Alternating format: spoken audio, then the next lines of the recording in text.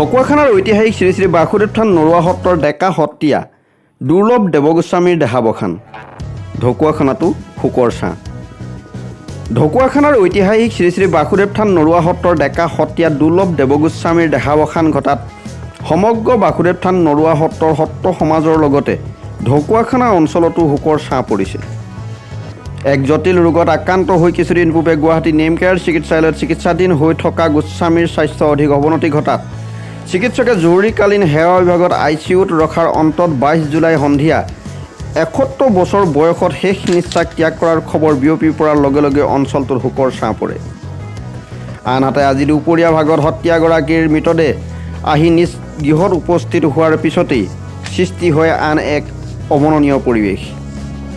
সত্ৰখনৰ ডেকা সত্ৰীয়া তথা প্ৰাক্তন সত্ৰ উন্নয়ন সমিতিৰ সম্পাদকগৰাকীৰ মৃত্যুত বাসুদেৱ থান নৰুৱা সত্ৰৰ সত্ৰ উন্নয়ন সমিতিৰ সত্ৰৰ ভকত বৈষ্ণৱৰ লগতে সত্ৰাধিকাৰ ভূপেন্দ্ৰ দেৱগোস্বামীয়েও গভীৰ শোক প্ৰকাশ কৰি শোক সন্তপ্ত পৰিয়ালবৰ্গলৈকো গভীৰ সমবেদনা জ্ঞাপন কৰাৰ অন্তত সত্ৰৰ নিয়ম অনুসৰি শেষকৃত্য সম্পন্ন কৰে। মৃত্যুৰ সময়ত গোস্বামীয়ে পত্নী পুত্ৰ কন্যাৰ লগতে বহু সংখ্যক গুণমুগ্ধক এৰি থৈ যায়।